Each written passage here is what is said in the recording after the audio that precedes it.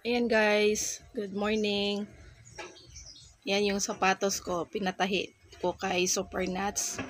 Yan pala yung mananahi ng sapatos natin. Kahapon, nag-aalala ako kasi nung pumunta ako sa patahian ng sapatos, sobrang mahal talaga. Yan, 150 per tahi. Tapos ngayon, andito lang pala sa bahay yung mananahi natin. Oy, hi Sofia! Mama, mama bitaw ni imong gipalit na ho sa una mama no nakitaan na ho sa kuan. Sa manasa? Gawas. Ubi to, nadaot naman na. Cuma Kuan na ho sa Yung una. toy. Ilabog na lang. Na. Sige, i-keep lang na to sa apil sa imong mga toys ka. So, ayan, balik tayo kay Papa Nuts. Yun kahapon kasi magpapatahi sana ako ng aking rubber shoes. Ito guys, binili ko ito sa ukay-ukay. Ito worth 35 pesos. Tapos, nilabhan ko, naging ganito na, naging bago na, maganda na yung tingnan, 30 pesos, yan o, imagine 30 pesos, ang ganda-ganda pa. Tapos yung issue nito na sira yung ganito, yung lapalapan nito, bumuka, kaya kailangan itahi, hindi kasi pwedeng i-epoxy ito.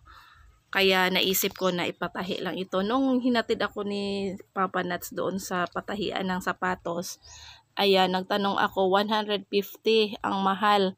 Mahal pa sa pagbili ko ng sapatos na to, 30 pesos. So ayan, naisipan ko na na lang, lagyan ko ng rugby. Tapos nung nakita ni Papa Nuts na ganito tahi, sabi niya marunong din siya, kaya ayon, pinagtahi ko siya. Marami pala siyang guys, meron pa siyang mga himan sa tawa ng Nuts. tools. Meron pala siyang tools na pangtahi ng sapatos, kaya ayon, pwede niya ito ipang sideline. Tahi ng sapatos, ng mag-ayos ng payong. Ayan, marami palang si Papa Nuts nalaman. Sobrang ganda na. Ayos na to. Sa halagang 30 pesos, hindi na ako nakabayad ng 150 na pantahi. Marami pa siyang tools. Mayroon pa siyang ayan, sinulid na pangtahi talaga ng sapatos. Sino yung mga may gustong magpatahi na dito lang talaga sa tabi ng lugar namin, dito lang banda sa lugar namin, pwede yun ayusin ni Papa Nuts sa murang halaga lang. Nag-market sinalin. Wala ka mauna jud ay ka Nuts.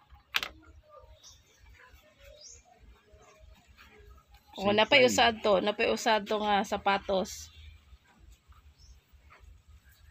Hindi ko napansin na yung isang sapatos niya, siya lang pala yung nagtatahi.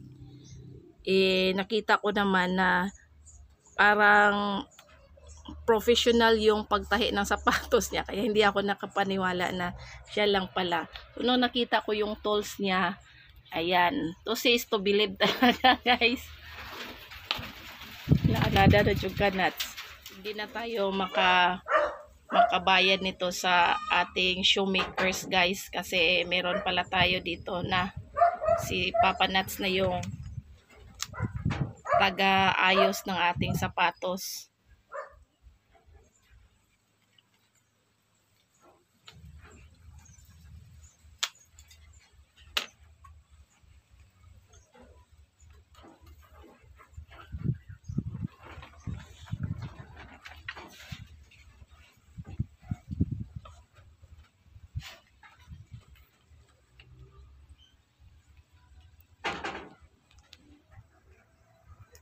Guys, meron pang isa ang pair na sapatos na ipapatahi natin kay Papa Nuts. Ayan, bumubuka na yung sayang naman, maganda pa naman ito, kaso lang bumuka. Ito yung aking pang suot sa sa trabaho. So another tahi. Bako Bayan lang. So, ayan. Papatahi natin to. Dito pala yung ating shoemaker. So, sa bahay lang pala makikita yung shoemaker natin. So, ayan. Pangalawang pares ito na tahiin ni Papa Nats. Ayan, bubuka ng sobra. Siyempre, kayang-kaya ni Super Nats to. Papa Nats.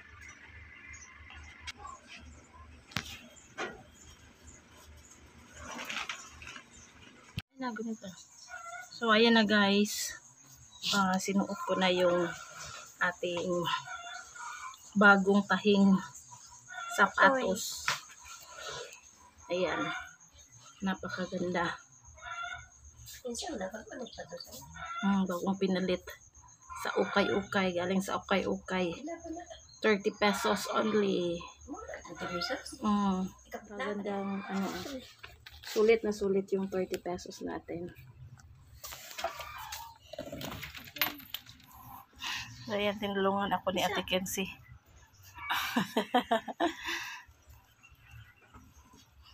Si Ate Kenzie. Okay, kasi.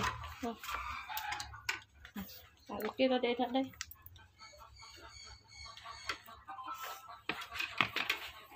Ito na yung sapatos na tinahi ni Super Nats. Ayan, ni Papa Nats. Thank you so much sa pagtahi ng aking bagong biling sapatos na ukay-ukay. Ayan. Nakasave tayo guys. So ayan na guys. Hanggang dito na lang po ang ating video sa ngayon. Thanks for watching guys. Bye-bye.